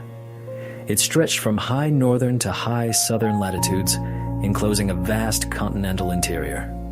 Coastal zones remained humid, but much of the interior was dry, windy, and seasonally extreme. Life had adapted. Reptiles, particularly synapsids, mammal-like reptiles, flourished on land. Some were herbivores with bulky bodies and complex teeth. Others were active predators. Seed plants, including early conifers and other gymnosperms, were spreading, less dependent on water than their spore-based predecessors. Amphibians still clung to wetter areas. In the oceans, coral reefs, brachiopods, ammonoids, and many fish lineages thrived. Then something broke. This event, called the Permian-Triassic extinction, sometimes simply the Great Dying, wiped out an estimated 96% of marine species and around 70% of known terrestrial vertebrate species. Whole families and orders vanished. Ecosystems that had been stable for millions of years disintegrated. The cause was not a single rock from space, as in the later dinosaur extinction. It seems to have been a cascade of effects triggered largely from within the planet itself. In what is now Siberia, a massive volcanic episode erupted through the crust. These weren't the brief eruptions we imagine from stratovolcanoes. They were colossal outpourings of lava that persisted in pulses for hundreds of thousands of years. The region they formed, the Siberian Traps, is still covered in immense layers of basaltic rock. With the lava came gases, huge quantities of carbon dioxide, methane, sulfur dioxide, and other compounds. Atmospheric CO2 rose sharply. Global temperatures climbed, oceans warmed, rain turned more acidic, atmospheric chemistry shifted, warmer water holds less dissolved oxygen. As temperatures rose, large portions of the sea became oxygen poor or anoxic. Marine animals that depended on oxygenated water suffocated. Coral reefs collapsed. Many shelled organisms died off en masse. Entire communities vanished from shallower, warmer regions. On land, plants battled with heat stress, disrupted rainfall, and acid rain damaging their tissues. Many tree species died back. With vegetation weakened, soils eroded. Herbivores lost stable food supplies, and carnivores that depended on them soon followed. Methane, a powerful greenhouse gas, may have been released from destabilized seafloor deposits or thawing permafrost, further intensifying warming. Some hypotheses suggest that ocean acidification, toxic metal releases, and sudden changes in nutrient cycling piled additional stress onto already strained ecosystems. Insects, usually resilient, were hit hard as well. This is the only mass extinction event known to have caused a major drop in insect diversity. When even the tiny and adaptable suffer, you know the system is in deep crisis. This extinction didn't finish in a single season. It likely stretched over tens of thousands of years, maybe longer, with pulses of disaster. In geological terms, it was sudden. One layer of rock holds a rich assemblage of species. A thin band above contains little more than fossils of opportunistic survivors. It took millions of years for life to claw its way back to anything resembling its former complexity. The Permian extinction marked a reset button on evolution. Many of the dominant groups of the Permian, especially certain marine invertebrates and large synapsid reptiles, never recovered. Their absence left open ecological spaces. Over time, some of those vacated niches were filled by a different branch of reptiles, the archosaurs. This group would eventually give rise to crocodiles, pterosaurs, dinosaurs, and much later, birds. But in the immediate aftermath, Earth was subdued. The oceans were quiet. Forests, where they existed, were sparse. Food webs were simplified and fragile, built around a handful of survivor lineages. Scientists are still refining the details of the Great Dying. The Siberian Trap's volcanism is central, but likely not the only factor. Sea level changes, shifts in ocean circulation, anoxia, acid rain, and disruptions to carbon and sulfur cycles all probably intertwined. This wasn't a single blow, but a multi-layered catastrophe. What's striking is that no invasive species, no external intelligence, caused it. It was Earth's own internal processes, plate tectonics, mantle plumes, volcanism, that reorganized climate and chemistry enough to nearly erase complex life. For the planet, it was the most devastating known crisis. But it wasn't the end. A few lineages persisted. Generalists, tolerant species, animals and plants that could handle heat, low oxygen, erratic climate, or nutrient-poor conditions. In the stripped-down world of the early Triassic, they began to diversify again, constrained by the new environment but free from many old competitors.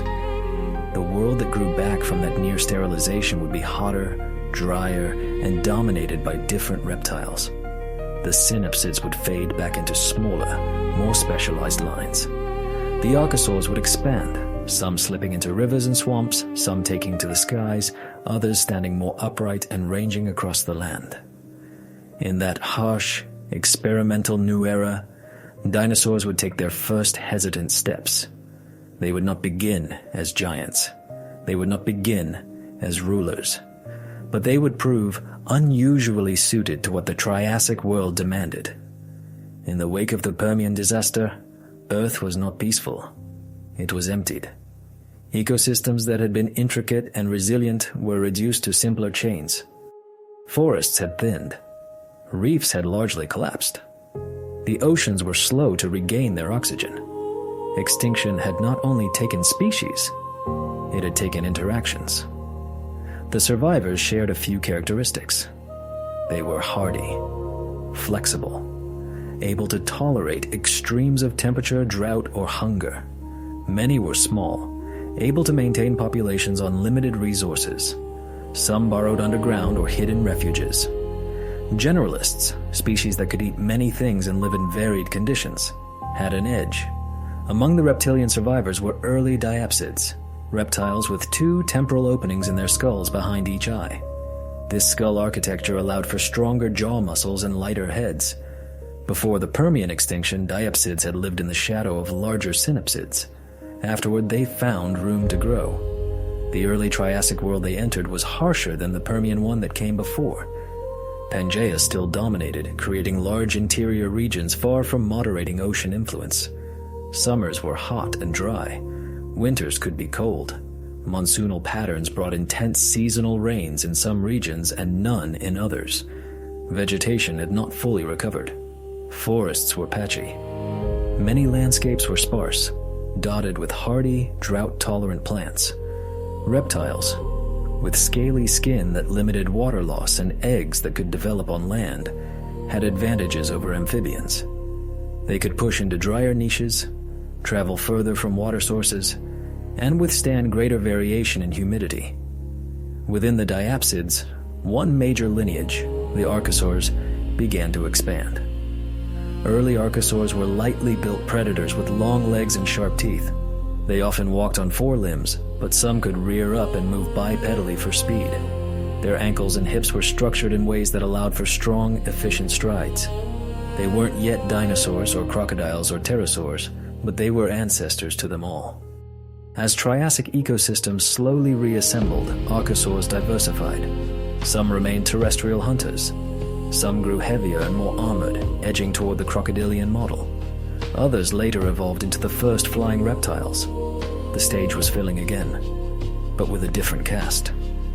Early dinosaurs didn't appear until well into the Triassic, and when they did, they were not obviously destined for dominance. They were relatively small, often dog to human-sized, with long tails, light skeletons, and hind limbs positioned more directly under their bodies than those of many contemporaries. They likely evolved from within a group of agile archosaurs in what is now South America. They probably lived alongside larger, more established predators and herbivores. Many early dinosaurs were bipedal omnivores or carnivores, quick-footed, sharp-eyed, but not remarkable in size. They filled mid-level roles in food webs. What set them apart wasn't any single dramatic trait, but a suite of advantages. Their upright posture meant more efficient locomotion. With limbs under the body rather than sprawling, they could run further without tiring. Some evidence suggests they may have had more advanced respiratory systems, possibly with air sacs and unidirectional airflow similar to modern birds, giving them better oxygen delivery in hot, low-oxygen environments. Their metabolism may have been higher than that of many other reptiles, granting them more sustained activity. Not fully warm-blooded in the mammalian sense, perhaps, but not fully cold-blooded either. Something intermediate that allowed speed and endurance. These features wouldn't have made them instant rulers, but they made them adaptable. As the Triassic wore on, forests grew and climate patterns continued to shift. Other reptile groups also diversified. Crocodile-lion archosaurs occupied many large predator and herbivore roles. Mammal-like synapsids remained, but most had shrunk into more modest forms. Amphibians clung to shrinking wet habitats. Then, around 201 million years ago, the Triassic ended with another extinction pulse. Not as catastrophic as the Permian event, but significant. Massive volcanic eruptions associated with the opening of the Atlantic Ocean and the breakup of Pangaea released CO2 and other gases, triggering climate changes.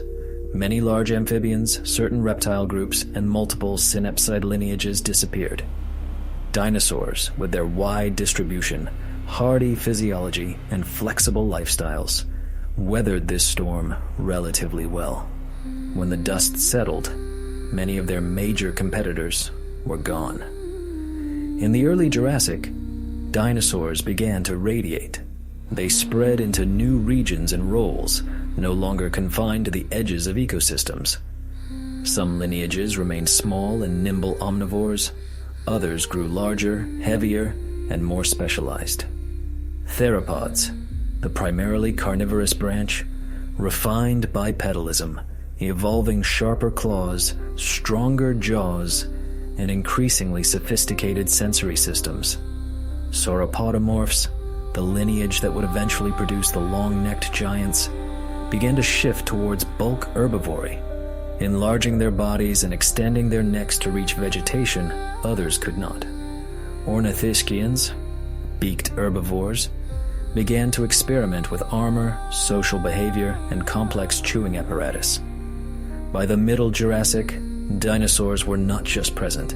They structured entire ecosystems. Herds of herbivores migrated across plains and forests. Packs or solitary predators stalked them. Smaller omnivores scavenged and hunted in the shadows. Trackways suggest many species moved in groups. Bone evidence hints at growth patterns and healed injuries that may indicate social living or parental care. On land, dinosaurs had become the dominant large animals. In the oceans, however, other reptiles held sway. Ichthyosaurs, with streamlined, dolphin-like bodies, hunted fish and cephalopods. Plesiosaurs, with long necks and paddle-like limbs, glided through coastal waters. The seas had their own dynasties. But on land, as Pangaea fractured into separate continents and climates diversified, dinosaurs continued to adapt to almost every available role. Their bones were light enough to support huge size without prohibitive weight. Their lungs and circulation, if bird-like in at least some groups, supported active lifestyles. Their eggs could be laid in nests across a broad range of environments. Their senses, especially vision and balance, were well tuned to the dynamic world they inhabited. They didn't need to be perfect. They just needed to be better fit than their competitors, and time took care of the rest. For over 130 million years, the world would be theirs. The dinosaur era is often personified by one creature, Tyrannosaurus rex. But T. rex appears only at the very end of the Cretaceous, in the final few million years before the asteroid impact. Its time at the top was brief compared with the long, varied history of theropod predators that preceded it. Long before T. rex prowled late Cretaceous floodplains, earlier predators ruled in different times and places. In the Jurassic, theropods like Allosaurus dominated many land ecosystems. Allosaurus, whose name means different lizard, was a classic large theropod. Strong jaws, sharp, serrated teeth, powerful hind limbs, and functional forelimbs tipped with formidable claws. Unlike later tyrannosaurids with their tiny arms, allosaurids had relatively well-developed forelimbs that likely helped grasp or stabilize prey. Their skulls were constructed more for slashing bites than for bone crushing. Teeth acted like serrated knives, opening deep wounds that could weaken or kill large prey over repeated attacks. They lived alongside enormous herbivores. Sauropods such as Apatosaurus and Diplodocus reached lengths of 20 meters or more, with massive tails and columnar limbs. It's unlikely even large predators routinely killed healthy adults. More probable targets were juveniles, the old or the injured. There is even debate based on bone bed evidence about whether some Allosaurus individuals hunted cooperatively, at least opportunistically. Other Jurassic predators added variety. Ceratosaurus, with its horned snout and more flexible, narrow body, may have specialized in slightly different habitats or prey than Allosaurus. Torvosaurus, a large megalosaurid, inhabited some of the same regions and time intervals, perhaps targeting different age classes or species. Morphological differences in skulls, limbs, and teeth suggest niche partitioning. Multiple big predators coexisting by exploiting different strategies. At the same time, herbivores were evolving formidable defenses.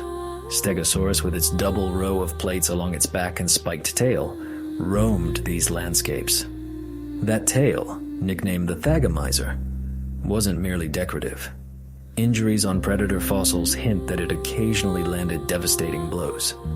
Living among such giants was dangerous regardless of which side of the food chain you were on. As the Jurassic ended and the Cretaceous began, predator lineages shifted again.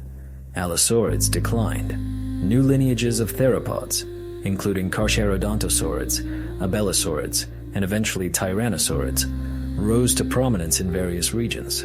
Carcharodontosaurus in Africa and Giganotosaurus in South America were massive predators with skulls rivaling or surpassing that of T-Rex in length, though more lightly built. Spinosaurus, with its long crocodile-like jaws and towering sail, appears to have been at least semi-aquatic, hunting fish and perhaps scavenging along shorelines. On each major landmass, different apex theropods filled similar roles. Abelisaurids with short faces and stout builds dominated in some southern continents. Tyrannosauroids, starting as small-bodied hunters in the Jurassic, gradually grew larger in the late Cretaceous of Asia and North America, refining their bone-crushing bite and shrinking their arms. Each of these predators influenced the animals around them. Their presence shaped herd behavior, migration patterns, defense structures, and even social systems in herbivores. Horns, frills, armor, herding instincts, and vigilance all evolved in part under the selective pressure of being hunted. Yet no apex predator held its position indefinitely. Climate changed. Sea levels rose and fell, connecting and isolating continents. New competitors appeared, and old ones vanished. Predators and prey co-evolved in cycles. For every top carnivore, there came a time when conditions shifted and another lineage took its place. All of this unfolded while another quiet revolution was underway, one that would eventually redefine dinosaurs in our minds. For much of modern history, we pictured dinosaurs as slow, scaly, cold-blooded reptiles, great lizards dragging tails across ferny swamps. That image began to change as more detailed fossils surfaced. Bones were one thing, but in some rare deposits, soft tissues and skin impressions were preserved. In others, entire individuals were found atop nests, limbs folded, bodies poised over eggs in brooding positions. In still others, fine filaments or more complex structures fringed the arms, tails, and bodies of small theropods. Feathers. Not every dinosaur was feathered. Large sauropods and many big ornithischians appear to have remained scaled. But enough theropods, especially among the coelurosaurs, the group that includes tyrannosaurids and the direct ancestors of birds, had feathers or feather-like structures that the old picture cracked. The earliest feathers were simple filaments like fuzz or hair-like strands. Some species had bundles forming bristles or quills. Over evolutionary time, these structures became more complex, branching, then developing veins, shafts, and the interlocking barbs we see in modern flight feathers. At first, feathers probably had nothing to do with flight. They were useful as insulation, especially for smaller animals or juveniles with higher metabolic rates. Some dinosaurs, based on bone histology and growth rates, seem to have been at least partially warm-blooded, maintaining elevated body temperatures. Feathers would have helped retain heat. They also offered possibilities for display and camouflage. Pigment-bearing structures found in some fossil feathers have allowed scientists to infer actual colors and patterns, iridescent sheens, dark bands, or speckled coats. Visual signaling could have played roles in mate attraction, species recognition, or intimidation. There is strong evidence that many theropods cared for their young. Fossil nests with adults positioned over eggs suggest brooding behavior analogous to modern birds. Embryos preserved inside eggs show developmental stages. Some sites indicate repeated use of nesting grounds, with multiple layers of eggs and hatchling remains. These fossils contradict the outdated notion of dinosaurs as indifferent reptiles. At least some groups invested significant time and energy in guarding and warming their eggs, perhaps even protecting hatchlings and juveniles for extended periods. From among these feathered, often small-bodied theropods arose a particular lineage that would eventually lead to birds. The boundary between bird and non-bird dinosaur is fuzzy. Archaeopteryx, a late Jurassic animal with teeth, claws on its wings, a long bony tail, and well-developed flight feathers, is often highlighted as a transitional form. But it was just one branch of a broader radiation of bird-like dinosaurs. Other fossils, such as Microraptor, with feathered forelimbs and hind limbs, hint at experiments in gliding and possibly primitive flight. Confuciusornis, with a beak and reduced tail but still primitive features, adds more detail. Many of these animals lived in trees or near forested lakes, climbing and leaping, testing new uses for feathers. Flight may have evolved multiple times in different contexts within the theropods. Not every feathered dinosaur flew. Some used feathers mainly for insulation or signaling. Yet gradually, one group refined powered flight with strong chest muscles anchored to a keeled breastbone, lightweight bones with air sacs, and increasingly specialized wings. When the asteroid struck at the end of the Cretaceous, most dinosaur lineages died. All non-avian theropods, sauropods, ceratopsians, ankylosaurs, hadrosaurs, all gone in short order by geological standards. But one relatively small, already airborne group made it through. The ancestors of modern birds. They survived perhaps because of their size, mobility, diets, or nesting habits. They could fly to scattered resources, shelter in trees, and exploit seeds, insects, and other foods that persisted even as larger animals starved. They already had high metabolisms and insulation. Every bird today is a descendant of those survivors. Anatomically, genetically, evolutionarily, birds are living dinosaurs. Their wings are modified forelimbs. Their beaks evolved from toothed jaws. Their eggs follow ancient templates. Their feathers carry a story that began in Jurassic underbrush. The traditional age of dinosaurs ended, but dinosaurs themselves, in a leaner, lighter form, never left.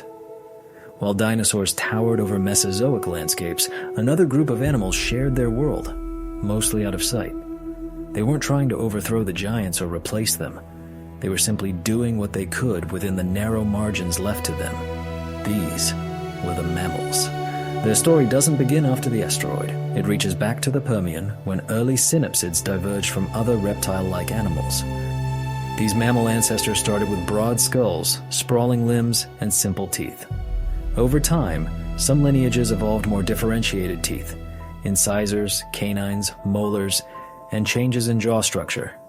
Small post-dentary bones at the back of the jaw gradually shrank and migrated to the middle ear, becoming the malleus and incus that transmit sound in modern mammals. Cynodonts, a group of advanced synapsids, show many of these transitions. Some likely had whiskers and fur-like coverings. Evidence suggests higher metabolic rates and possibly partial warm-bloodedness. They occupied a variety of ecological roles, from insect eaters to predators. Many lineages, however, succumbed in the Permian extinction, leaving only a few to bridge into the Triassic. As archosaurs and then dinosaurs rose, these mammal ancestors adapted again. Many became smaller, more nocturnal, and more specialized. They avoided direct competition with day-active, large-bodied reptiles. Under cover of darkness, they hunted insects, foraged for seeds and small prey, or scavenged. True mammals, defined by specific jaw and ear structures, appeared in the late Triassic. They were mostly tiny, shrew-like animals, weighing only a few grams to a few kilograms. Some laid eggs, others bore live young. Many likely nursed their offspring with milk, giving mammals one of their defining traits. The Mesozoic mammals were not evolutionary failures or placeholders. Within their small size range, they diversified richly. Some evolved strong hind limbs for leaping.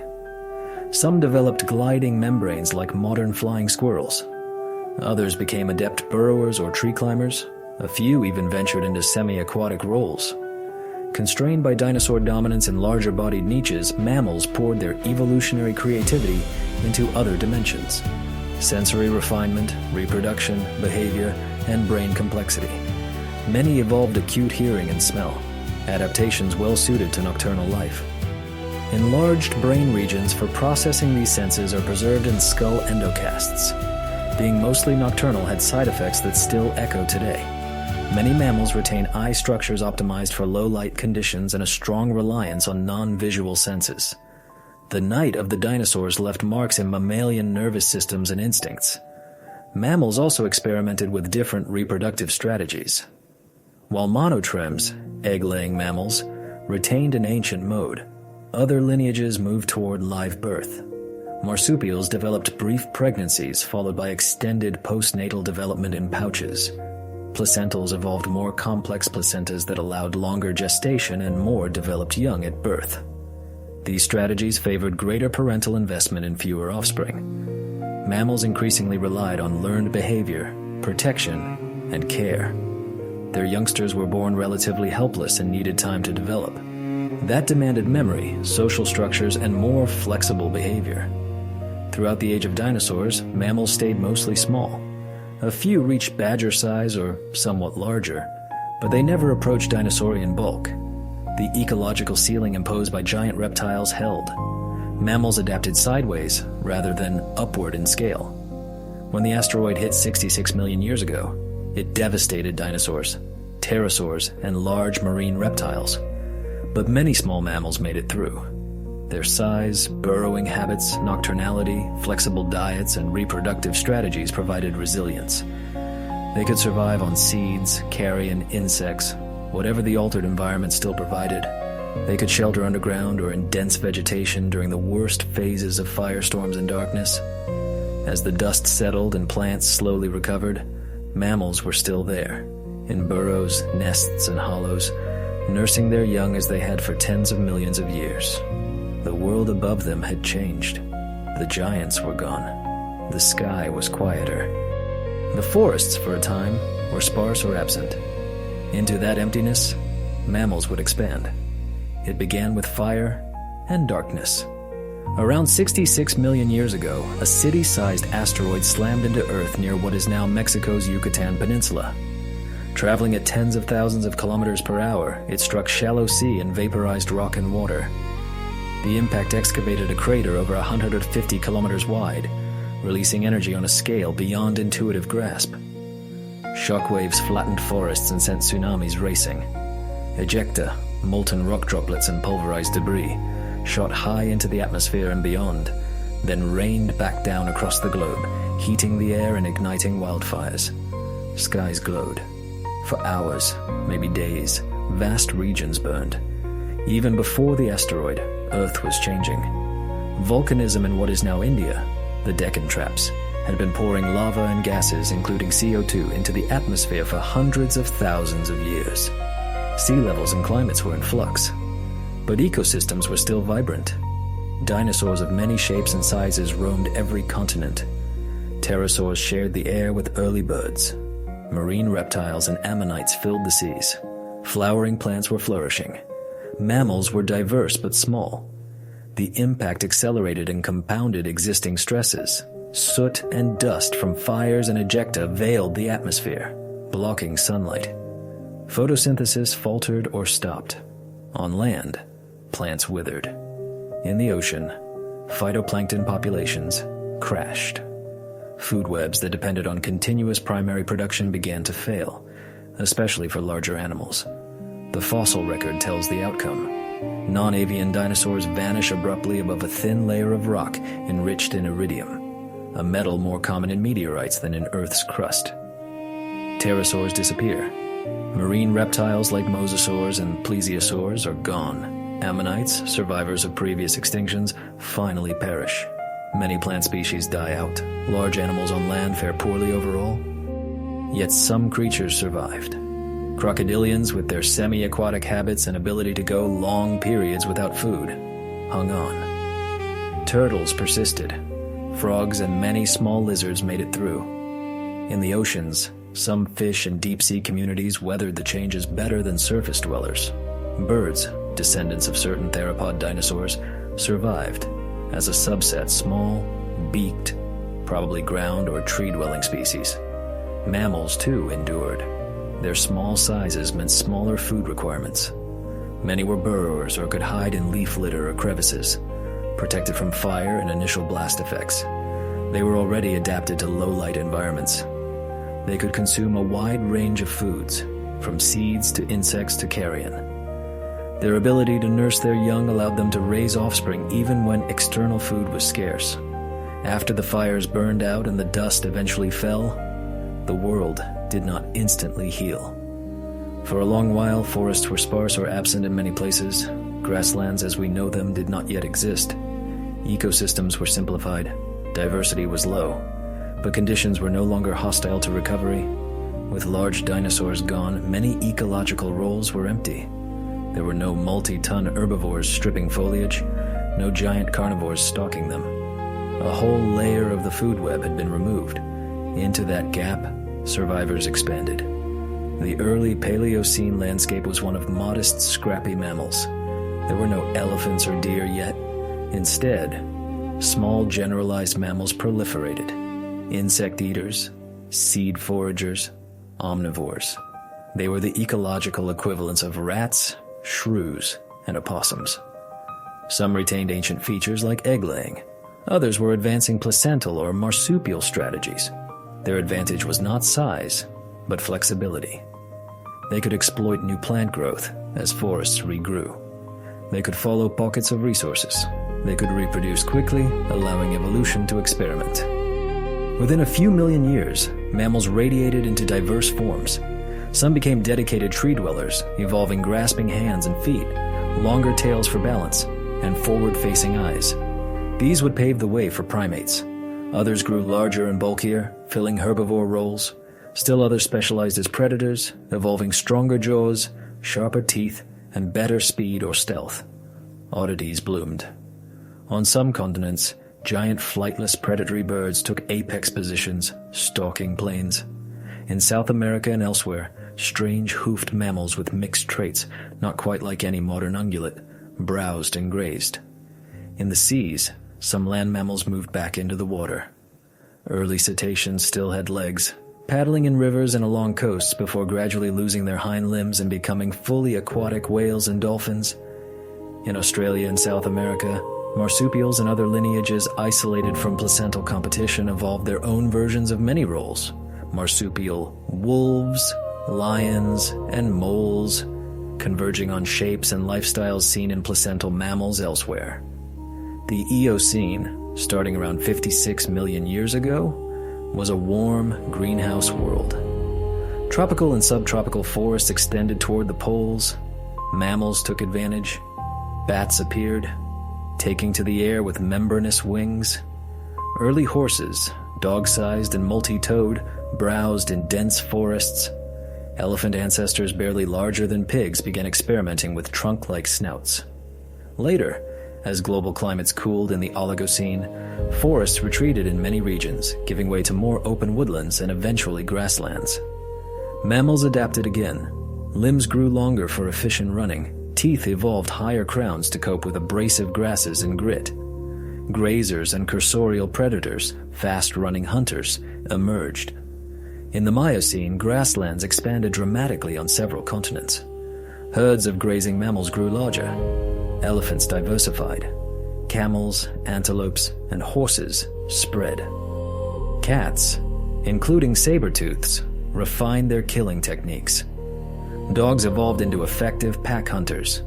Primates diversified further in Africa and Eurasia, with some lineages moving toward more upright postures. In South America, isolated for long periods, giant ground sloths, armored glyptodonts, relatives of armadillos the size of small cars, and litopterns, strange hoofed mammals, evolved. Marsupials in Australia radiated into kangaroos, koalas, wombats, and extinct predators like the marsupial lion, Thylacoleo. Convergence reappeared. Different lineages in separate places evolved similar body plans to solve similar ecological problems. Throughout this mammalian radiation, brains were, on average, increasing in relative size for many groups, especially those with complex social behavior or hunting strategies. Mammals experimented with extended parental care, group living, cooperative hunting, and intricate communication. From one branch of primates, tree dwellers adept at grasping, balancing, and judging depth, a lineage eventually moved more regularly onto the ground. Over time, their spines adjusted, their pelvises reshaped, and their hands freed up. They learned to walk upright, to use tools, to share information in ever more sophisticated ways. By the time our own species, Homo sapiens, appeared roughly 300,000 years ago, the Earth had already cycled through more transformations than we can easily imagine. Continents had joined and split. climate had swung from greenhouse to icehouse and back multiple times. Life had nearly been erased and recovered more than once. We arrived very late. Our genus, Homo, dates back just a few million years, a fleck of time. Our species occupies only a fraction of that. For most of that brief history, we shared the planet with other human species. Neanderthals in Eurasia, Denisovans in Asia, Homo floresiensis on an Indonesian island, and others. We interacted with them, interbred, and eventually, in ways not yet entirely clear, replaced or absorbed them. We did not step into an empty world. We entered a crowded, ancient one. By the time we began to shape stone tools, control fire widely, paint on cave walls, and plant fields, innumerable species had already lived, died, and left their genetic and geological imprint. The bacteria that once oxygenated the atmosphere live on inside us as mitochondria. The fins of ancient lobe-finned fish echo in the bones of our arms and legs. Our spinal columns preserve the compromises of walking upright on a frame evolved for quadrupedal ancestors. The layers of our brain reflect old circuitry repurposed again and again. Fear of the dark reflexive starts at sudden movement, our comfort in groups, our fascination with flames. These instincts bear the stamp of countless generations who survived without shelters or electric lights. We did not start with a blank design. We are palimpsests, older blueprints written over, never fully erased. Standing here now, it's tempting to center ourselves in the story, to treat all that came before as a prologue. But the history of life on Earth is not a ladder with us at the top. It is a branching, tangled tree, or perhaps a web, in which we are one small twig with a very recent growth spurt. We are not the conclusion of evolution. We are a continuation. The evidence of what came before surrounds us, in cliffs of layered limestone that were once ancient reefs built by corals and algae, in bands of iron-rich rock laid down by early oxygen-producing microbes, in coal seams that preserve the ghosts of swamp forests that fed giant insects, in the flight of birds tracing the inheritance of theropod dinosaurs, in spores and seeds still riding wind and water, obeying rules as old as the first replicating molecules.